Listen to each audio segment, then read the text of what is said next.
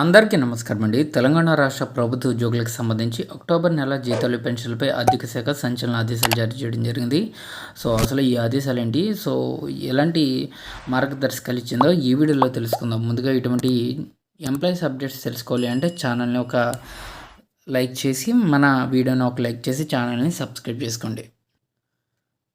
తెలంగాణ రాష్ట్ర ప్రభుత్వ ఉద్యోగులకి సంబంధించి జీతాల చెల్లింపులపై ఆర్థిక శాఖ కీలక ఆదేశాలు, వారికి కోత అని చెప్పేసి ఒక సర్క్యులర్ కూడా జారీ చేయడం జరిగింది.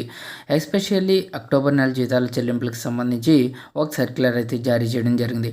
ఆధార్తో పాటుగా ఇప్పటికే కోరిన విధంగా వివరాలు ఇవ్వని ఉద్యోగుల జీతాలు చెల్లించవద్దని ప్రభుత్వం నిర్ణయం తీసుకుంది. ఈ మేరకు అటువంటి వారికి అక్టోబర్ జీతాలు నిలుపుదల చేయాలని నిర్ణయించింది. నిర్దేశిత గడువు ముగియడంతో ఈ మేరకు ఉత్తర్వులు జారీ అయ్యాయి.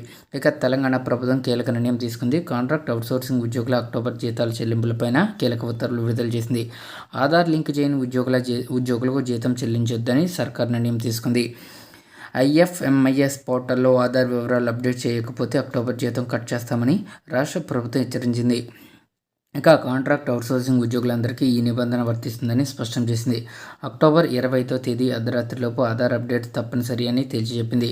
Treasury, work accounts, pay and accounts, ప్రభుత్వ శాఖలు, యూనివర్సిటీలు, కార్పొరేషన్లు, సొసైటీలు అందరూ పాటించాలని కాంగ్రెస్ సర్కార్ ఆదేశాలు జారీ చేసింది. ఆధార్ లింక్ చేయని వారికి అక్టోబర్ జీతాలు నిలుపుదల చేయాలని ఆదేశించింది.